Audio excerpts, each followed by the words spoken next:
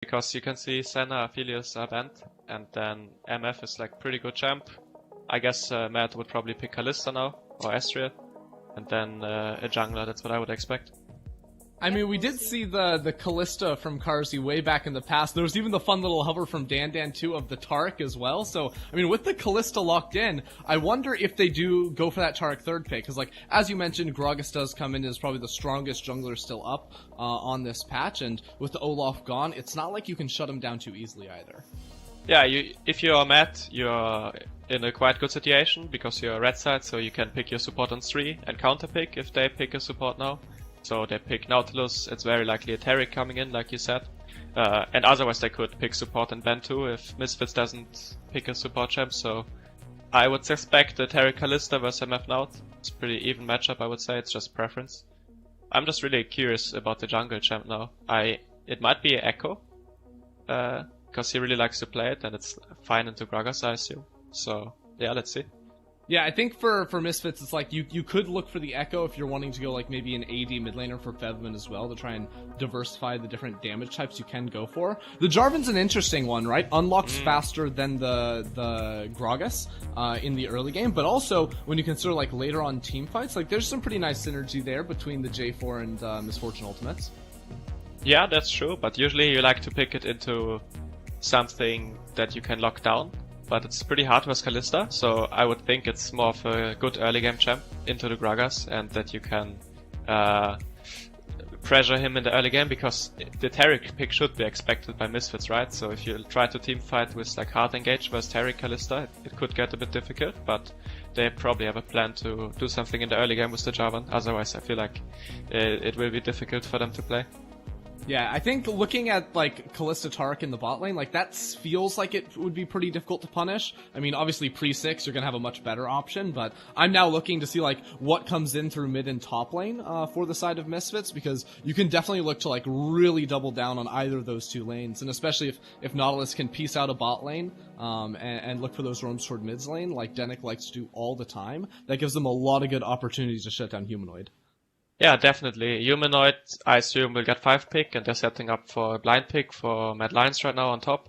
Yeah, I think when you're Mad Lions, you often want to get Humanoid on like a mobile champ, because he has shown in the past that he dies quite easily to ganks or gets caught out, and they already have Nautilus Jarvan, so let's see what Misfits tries to do if they try to take away the mobile champs.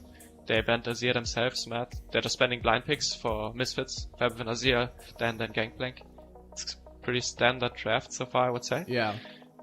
So then Mad Lions coming out of here, either they can, I mean, ideally you pick something that can flex between mid or top lane, but like, if I'm guessing, it's probably going to be a blind pick here for Arome, which means that Febby probably just goes for something safe in mid lane, and they try to double down around that top lane. That seems to be the tendency for Mad Lions, is they'd rather leave Arome out to dry on one of those blind picks than to, you know, put Humanoid in risk. Definitely, yeah. The Aatrox, yeah, just a solid blind pick, I think. I'm not a top laner, but it always looks very strong when I see it in the games. The Camille. Yes, yeah. There we go. We saw the Camille yesterday once, I think, so that could be an option. Both two annoying top laners to play against as an AD carry, I would say. Definitely, yeah. They can one-shot you quite easily. Last game, I played with Camille too, but my team played super well around me, so I was lucky that I didn't die. Yeah, it's actually locked in. Okay. I like this a lot, right? Like, because you were already talking about like the team fight power of a Taric in the bottom lane, right? So now this gives them like side lane opportunities with the Camille as well. Like past Triforce, like I don't think Aatrox is going to be doing too happy in that 1v1 matchup, and with the Jarvan too, you can sort of isolate that one early and try to, you know, get Dan out to an early lead. Now you probably just go for a safe mid lane, yeah. Like Orianna gives them the good team fight option, but also probably one of the better blind pick mids on the patch. Yeah, they went full dive comp and like team fight, but they also have the side lane option, like you said. I'm curious how it will work out versus the Taric. Oh, the Kiana. Okay, Kiana Gragas. I haven't seen that for some time, but it should still be a good champ, but it got nerfed quite a few times, so curious how this is gonna go. Definitely super volatile game, I think. Every lane can die easily with jungle interaction. The matchups are all quite even, so yeah, it's gonna be exciting, I think. Yeah, can you give a prediction based on the picks and bans, Ender? Yeah, I think Matt will win. the champs look like good into Misfits champs overall, I think. So Ooh, yeah. I don't know. I'm leaning a little bit towards Misfits here. I think they have some good options with Camille later on. I'm also like really doubting this Qiyana pick in mid lane because especially with a Jarvan as the enemy jungle matchup, like you're not going to be able to play really aggressive there. Orianna should be winning out. So unless Mad Lion's bot lane is doing really good things or they can, get into team fights pretty easily, I feel like Misfits have a lot of good ways to jump ahead. Yeah, it probably will be better jungle wins if Razork can just shut down the Gragas and make him not be able to gank the volatile lanes, then Misfits has pretty good chances because the matchups isolated are good. But if Gragas gets his Predator and starts ganking all over the place, I can see Matt just running away with this game. Hey, let's see. Thank you both very much for your analysis in these picks and bans. It's time to get into our match of the week, Mad versus Misfits.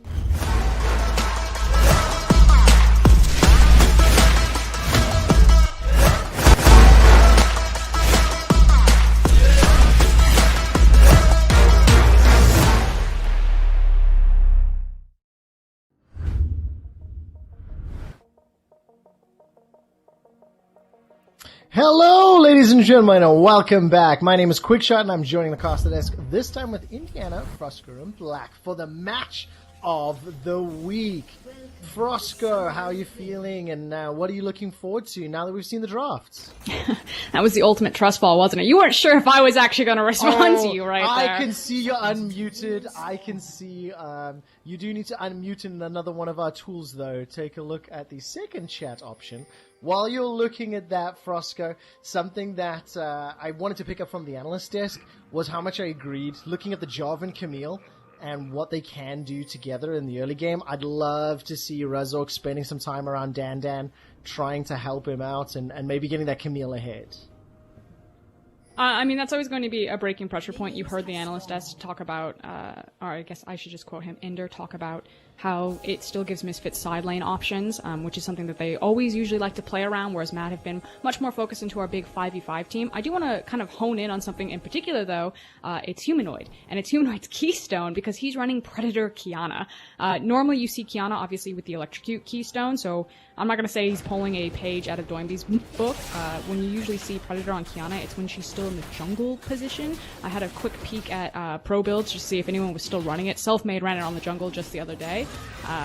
But that tells me that Humanoid is looking to sack this lane, that he's either going to be using his Predator boots because maybe he wants to get back really quickly into lane to try to find some cheap backs for itemization advantages over Orianna, or if he's just going to be sprinting to these side lanes and really trying to impact there, which with an Aatrox and a Calista Taric, you have so many tools to play around. Yeah, and combine Gragas as well. Like, if Shadow can actually help Humanoid and go for those roams, even if Fairby wanted to, you don't want to run into any fog of war against those two teams. I mean, it's going to be fantastic. I'm really excited to see how it play out. Mad Lions, when I think of the team, Calista, Taric, Qiyana, are literally three of the champions that come to mind that they excel at. So I'm nervous for Misfits. Danik will get the dredge line here onto Kaiser. Take a lot of damage from Kazi. That Rend really chunking him out.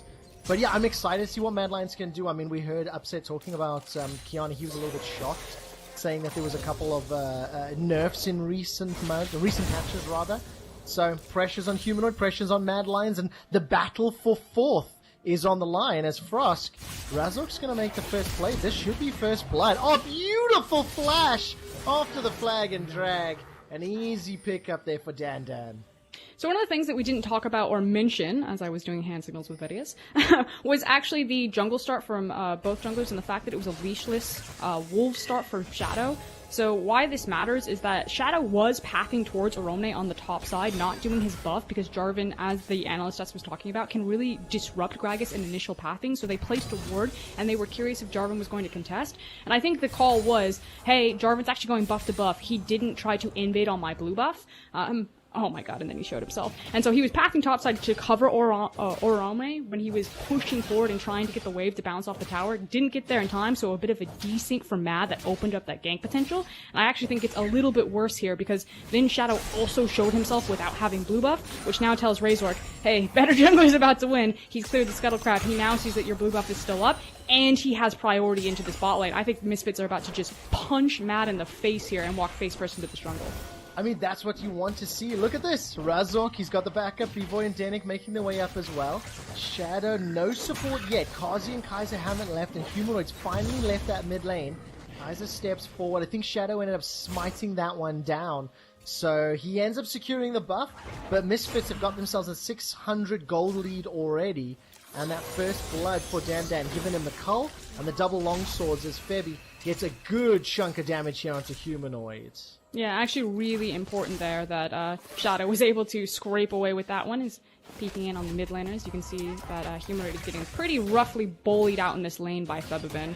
Chasing him off. After this back, though, he should actually have access to that Predator because he'll probably get his boots. So there you go. There's the Predator boots. We'll see when he decides to pop these, and now this is kind of like the unlocked. He actually just popped them right now, sprinting off spawn. Okay, so he's actually just trying to get back to mid lane as quickly as possible, either to disrupt a recall or make sure that he doesn't lose any sort of CS. But again, there's the potential there that he's wanting to pop those with ganks and try to get out to these side lanes. I actually quite like it because it's a little bit more versatile in some ways than TP.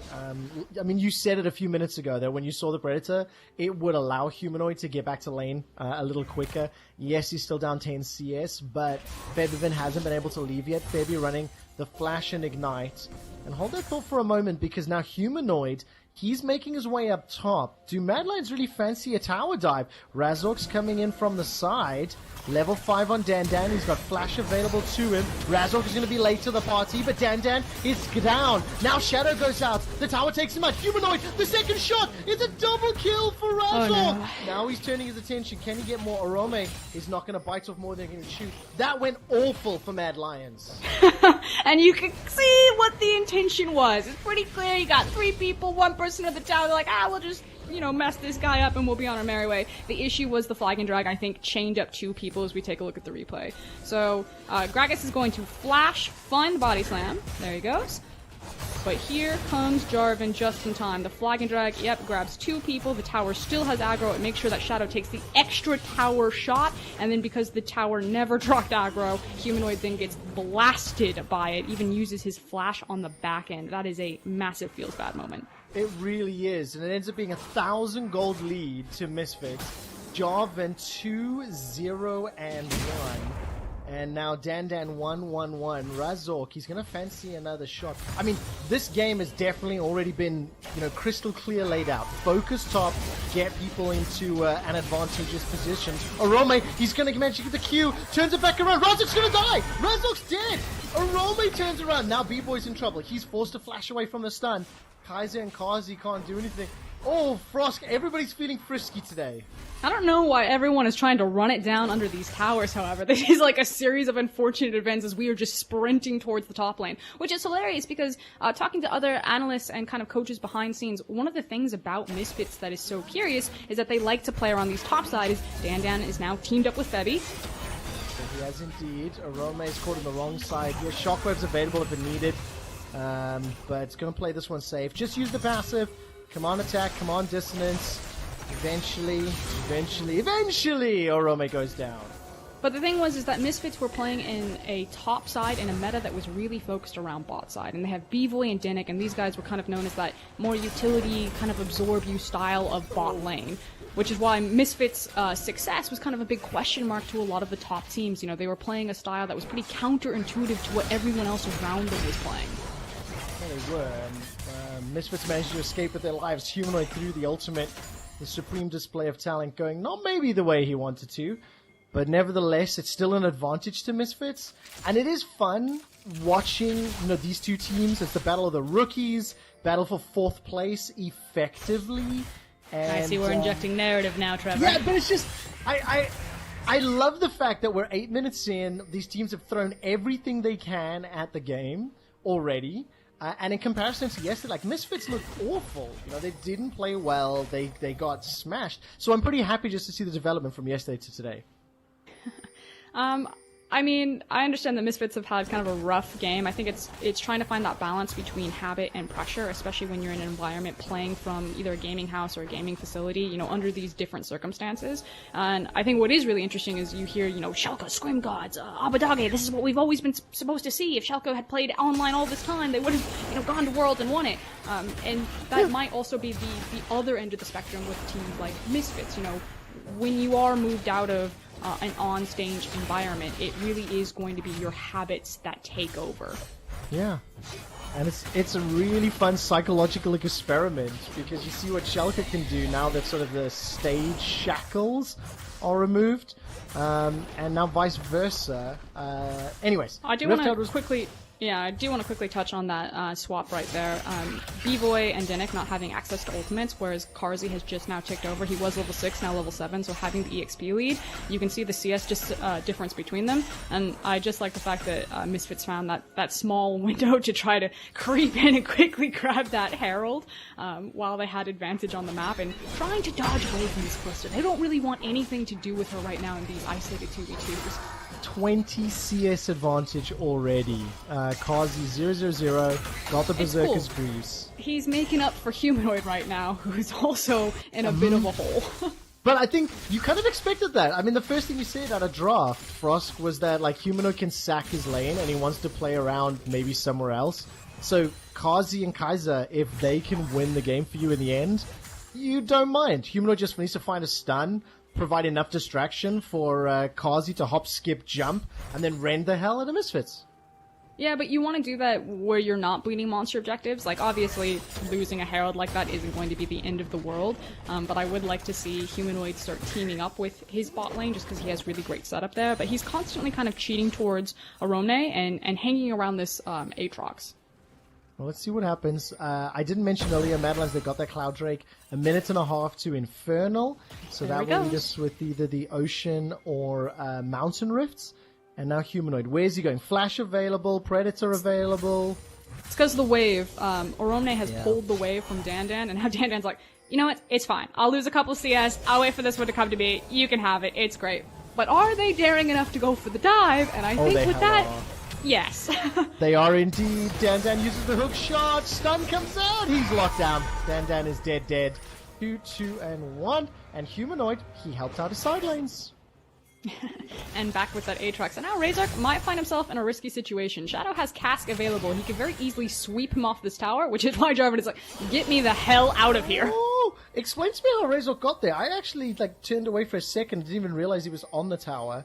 But he managed to escape with a flag and drag. Okay, yeah. I mean, he got to safety. It was like musical chairs where Humanoid came too far around him and no one was covering actually the top narrow choke point that led up behind Drake. And so Razork saw his moment. He's like, flag and drag, I'm out. See you guys. Yeah, exactly. You can have the tower. It's fine.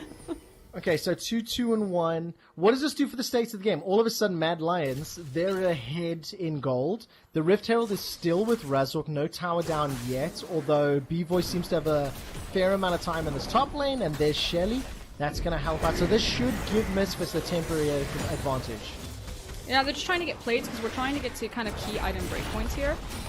They do split the gold between Razork and B-Boy, but I actually think that either team is in a bit of a handshake situation. If you're the AD carries, like B-Boy's in between itemization, Kalista really strong on 1 and 2 items, so they actually just want to find a lane to farm. Whereas Humanoid is like, I got everything I need. I got my Caulfield's Hammer, I have my Dirt, and I am just I am sprinting around and trying to find people to murder. But everyone else is actually just trying to find safe waves to farm while we wait in between these big monster spawns. What do you think about scaling? Do you prefer Misfits or Mad's comps? Like, we're 12 minutes in. Oh, you won't get a chance to talk about that because Misfits are now under siege. They started the Infernal, and you look at the mini-map, Mad Lions are running down. Yeah, and the issue is that Misfortune took a back timer and is reset and is running there, which gave Mad the priority over Drake.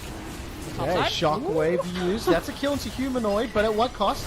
Ren plus Smite. Oh, you can't flag and drag! The interrupt! Razork with a Cataclysm splash over the wall. That looked pretty fancy, but remember, there's no Shockwave available. Terrible. Now Kaiser's going to turn this around. All of a sudden, it's a 1-for-1. Bullet time comes down. Kazi survives. Manages to use the barrier. Flash forward. One more auto. And that's a very nice hook shot. Dandan's going to continue to chase. All of a sudden, Misfits are right back into this. They get themselves a couple kills, and they take the gold lead. Yeah, a bit of a tango, a dance back and forth around the Infernal. I like the fact that they're also not immediately turning towards the Infernal. They don't have their jungler, so it would be Shadow's incentive to step up and try to see if he could get the Smite steal. Misfits, you guys already got what you came for. You allowed B-Boy to pick up some extra gold. He got there to the fight in time. You forced them off of the Drake, so just shove the waves, have a reset, see if you get tempo, and start it again. But it did start with this, the fact that Humanoid was looking for a deep flank. He was immediately caught out, CC'd with Dinnick and Febevin, and then Razork actually does pull some fancy footwork here, using the Cataclysm, flashing over the wall, and then forcing the flash out of the shadow. But Mad takes so long to chase him that it allows B-Boy to show up. The Taric ultimate comes out, drops, and then B-Boy opens up the bullet time, taking huge chunks out of Karzi, who's then finished off with the auto from Febby. I absolutely love the impact that Taric's ultimate has. You see the moment Cosmic Radiance drops, Misfits just peace out. Like, they just run for the hills. And that is what makes me nervous. The later this game goes, the scary I think Kazi and Kaiser are going to become. And I don't know if Misfits have the tools to deal with it. Like, you mistime the Shockwave, or the Cataclysm doesn't last long enough. I don't know if they can deal with the Taric Kalista combo. Razork tries to steal Infernal, but Shadow manages to get away with it. The Dredge line comes out, doesn't find a target, and Madeline's like, they actually just walk away. So what's interesting here is that Misfits ran immediately back into their lanes and then hard shove their waves, and maybe they were thinking that if Aatrox is there, we can trade or even stall out Infernal and potentially get top tower. I don't know if they expected Mad to just like sprint back towards the Infernal and start it up. Obviously, if you're trying to be in a smite contest with a Kalista and the enemy jungler, chances are you're probably not going to win that one. Nope, although you shouldn't. I've seen some crazy in-houses where the Kalista didn't win that one. Oh, I wonder what's going to happen now for the rest of this game, because it looked so good for the first few ganks for Misfits until Orome turns it around 2v1, and now Mad Lions 1,000 gold down, still no tower, by the way. 15.5 minutes, these lane swaps, Frost, are only just going to pay dividends, and it looks like Misfits pushing in the mid. Is that a little weird to you? Like 50 minutes lane swapping, they're just trading kills and dragons? They're only grouping up to fight each other outside of Humanoid on the hunt, obviously, for the Drake so far, but otherwise, again, both teams have kind of made this conscious handshake of playing strong side, weak side, and just funneling farm or hoovering farm up. It was the bot lane tower being traded for the Herald that was then used in the mid lane by Misfits. So, you know, no one's in like a dire circumstance, and I feel like both teams are kind of reading the situation on the map of where do we have more members, where can we rotate to first, and it's not a clear-cut victory one way or the other. No, it's not. Aroma's going to caught inside the Cataclysm, but nobody else wants to help out. Kaiser steps forwards. Yeah, again, Cosmic Radiance. Like, just the threat of it forces Misfits to run away. So here comes the adaptation though, Trevor. So we were in that handshake as people were just trying to get to their initial item breakpoints. You now have that for first items completed kind of across the board. And so now you're going to start seeing people really flexing or testing their muscles and hunting more for these situations where they're curating or manufacturing team fights over the vision war.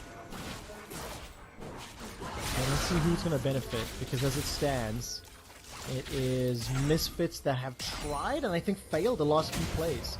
You know, they made that move on Dragon, didn't manage to work. They made the move on Orome top, didn't manage to work. He's 3-2-1, got himself the Black Cleaver, the Caulfield's Warhammer, sitting pretty comfortable. I do want to see what Febevin does. I mean, Oriana's Shockwaves, historically, they had game-changing impacts.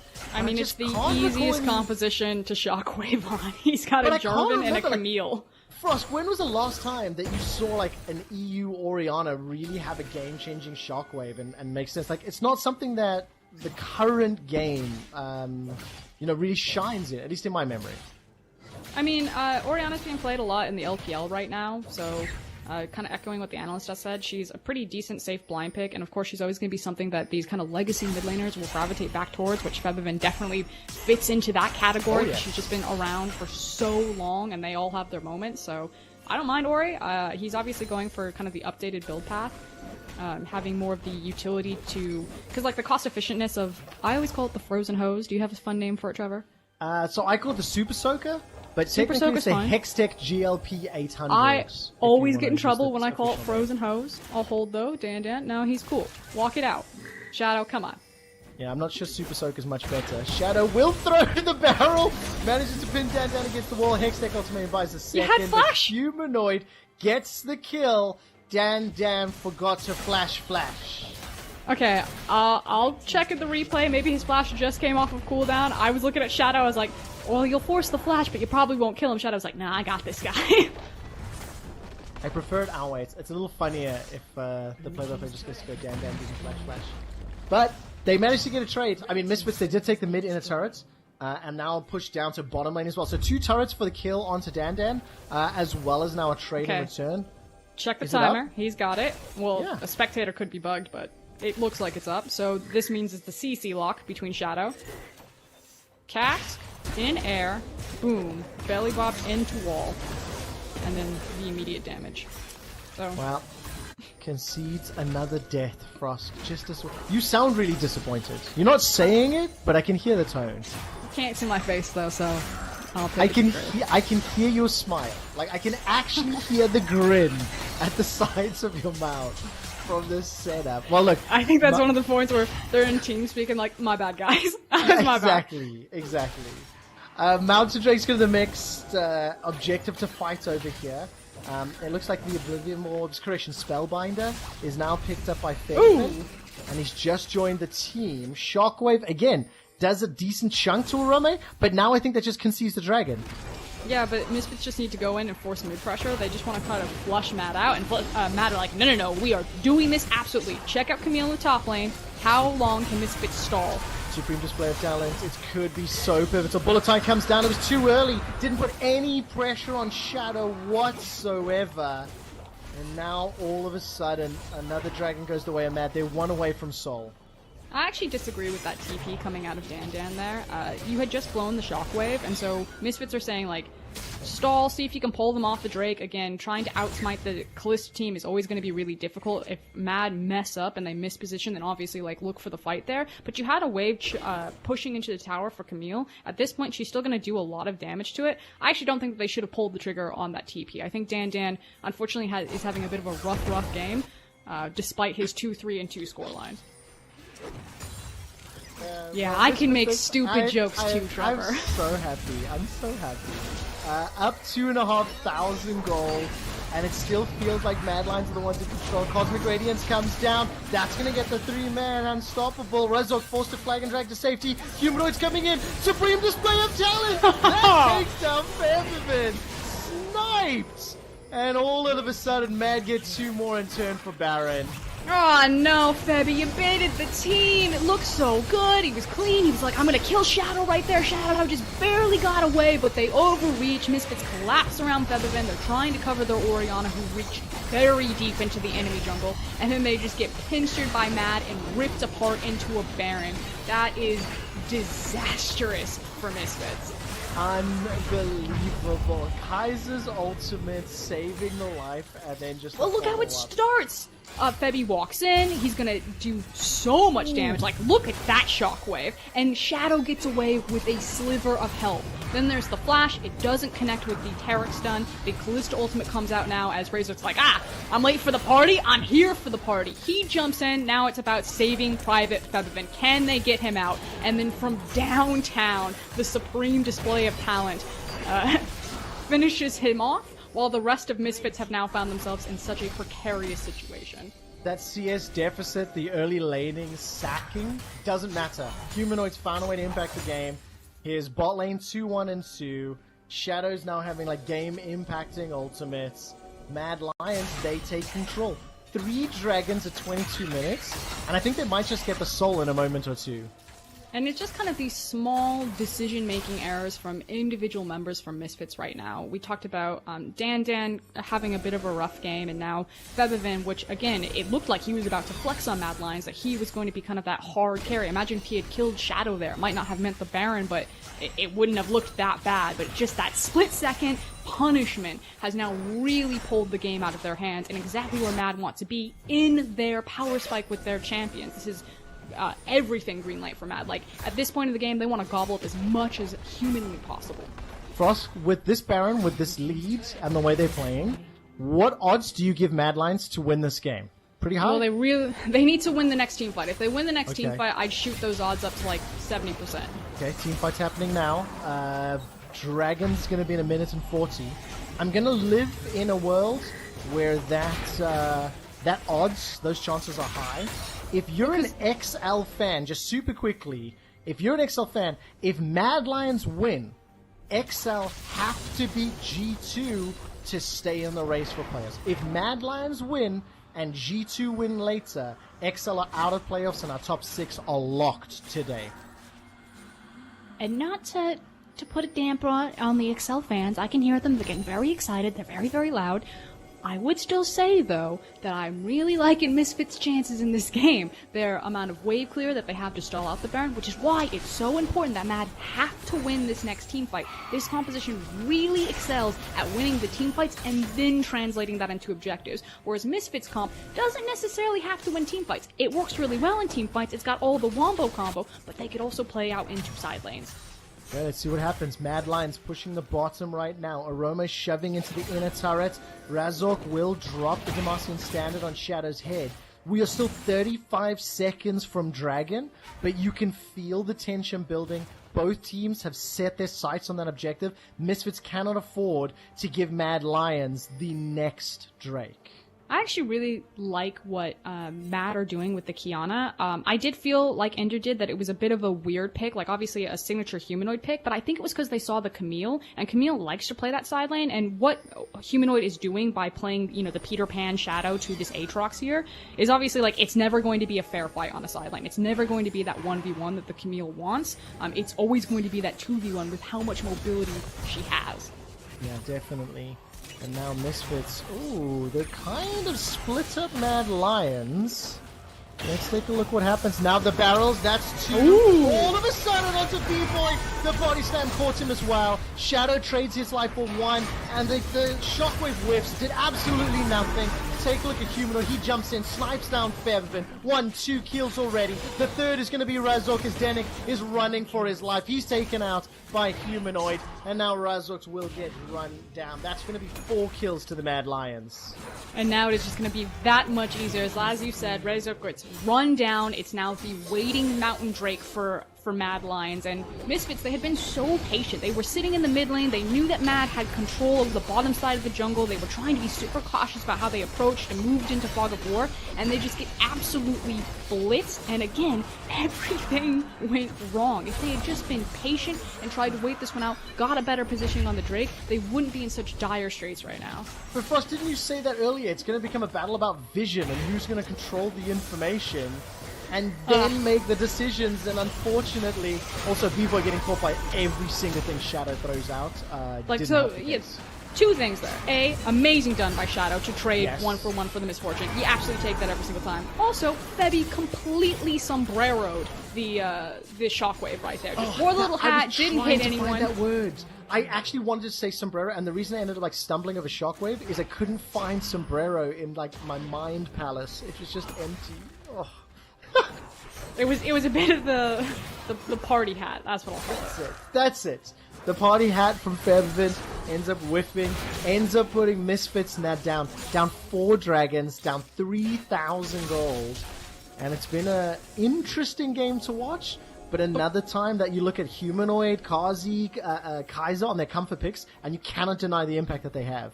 I think Mad are gonna win. Like, if you, obviously you look at the scoreline and you're like, oh yeah, of course Mad are gonna win. They're ahead right now. But, like, look at their itemization. They've now got, completed 2 items. There's multiple GAs in the pocket. You have the Tarek ultimate. We said it was so important that Mad, like, really had to snowball on that Baron to kind of fight in their pocket. Now they're ahead of the clock. The Baron's about to spawn. With these GAs, Mad are like, come fight us. Like, we can die multiple times and we can continue to throw it at you right now. This is kind of like the climax of the game. This is the do or die moment for Misfits. If they can survive this, then they get another shot at this. If they wash here, it is all she wrote. And of course it has to be on Featherfin. No! He's got caught up. This is the man that needed to make it happen. The shockwave animation doesn't even complete. Just caught up by Shadow again. A fantastic Gragas engage. And it needed to be the shockwave to turn it around. I think if this Baron goes the way of Mad Lions, that has to be the end. I don't see a way the Misfits can come back, and they're not even going to contest right now. And the pick potential is just huge right now. As you called it out, Shadow is finding cask after cask from complete darkness. And Tangent's over to side lane like, guys, just, if we don't die, if we stop and just wave clear, just like play vacuum so I can even try to hit a tower before you guys are all on fire on the rest of the map. Like, everything is disjointed from Misfits right now. Look at how much damage he does to it if he's left alone with it. It's funny, Schalke get the Scrim Room or Gaming House buff, and Misfits get the debuff. Maybe playing on stage, this roster performs, it steps up. But like, it's a different environment, it's a different mindset, it's been a break week. You know, you have to start factoring these things in, and Misfits, they're looking like they're going to go 0-2.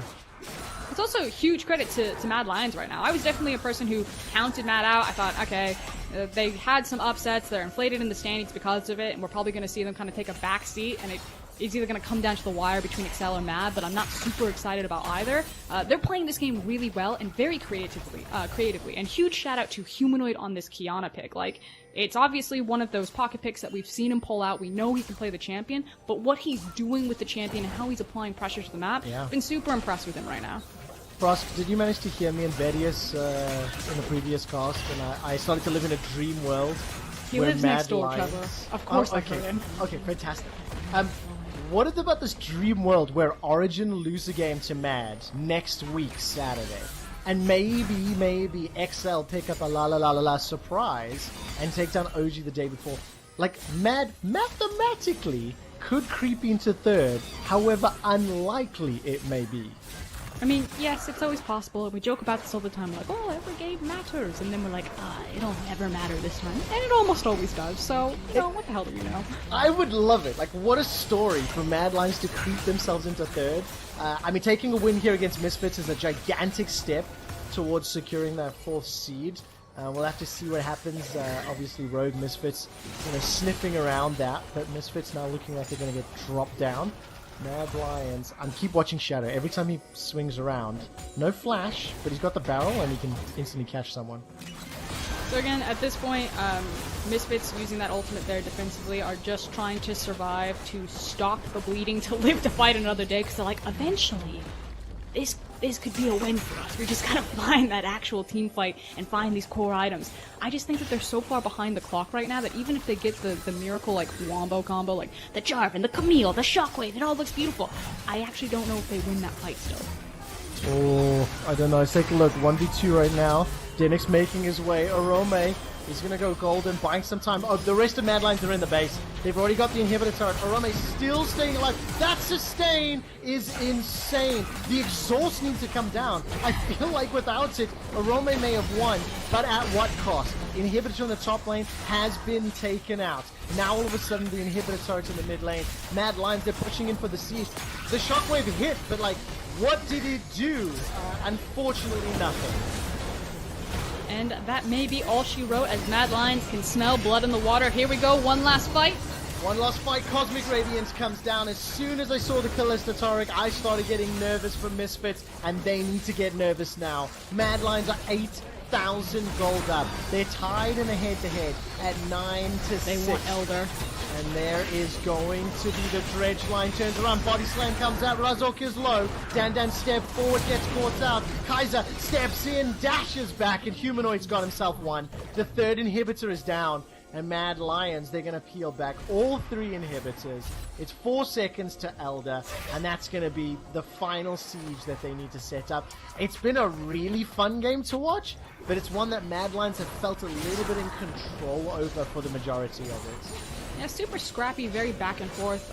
Kind of started with those initial early dives, and it's kind of been blow for blow every single time, but Mad Lions finding the success in these team fights. And you called it, Trevor, there's the shockwave. It really doesn't do any damage, and it's what we were talking about a little bit before, is that Mad are so far ahead of the clock that even if he did land kind of like all these big ultimates, you know, you expect that shockwave to hit a lot harder. But since Febby has been so starved out in levels and experience and gold, as Mad just kind of springboards ahead, even if he finds it, it doesn't really matter. So this is the last stand for Misfits, is what I'll call it. They're like, okay, we either fight him here or we have to fight him in Elder. Like, you guys take your pick. Well, they can't even get into... I mean, by the time they get to the pit, Elder's down. I mean, Dan's dealing with the bottom lane. Febby's need to back up. I think he's used all his mana just to deal with the supers. Okay, boys, start loading up on elixirs. We got one final fight. Everyone, get your consumables in here. I like this optimistic Frost. When we're in the studio and we got all the lights and the stage, you're just like, no, this is done.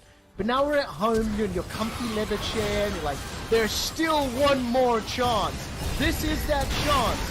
Shockwave hits, Cataclysm hits, everything hits, and it doesn't frickin' matter? Mad Lions have eaten Misfits for dinner. The lion has destroyed the hare, and Mad Lions will sit in sole control of 4th right now. I think the story of that game was, like you said, 3 ultimates landed on top of Carzzy and he got a double kill. Like, that was basically it. What I love is I got to see inside your mind a little bit, because when you start chuckling and the ultimate's doing nothing, I totally understand the thoughts and feelings that you've currently got. Anyways, player of the game, Arome, Humanoid, and Kaiser. I'm going to quickly get my script up. When we return, Law's going to be joined by Carzzy, one of the many candidates for Rookie of the Split. Don't laugh at me, I'm new at this. It's also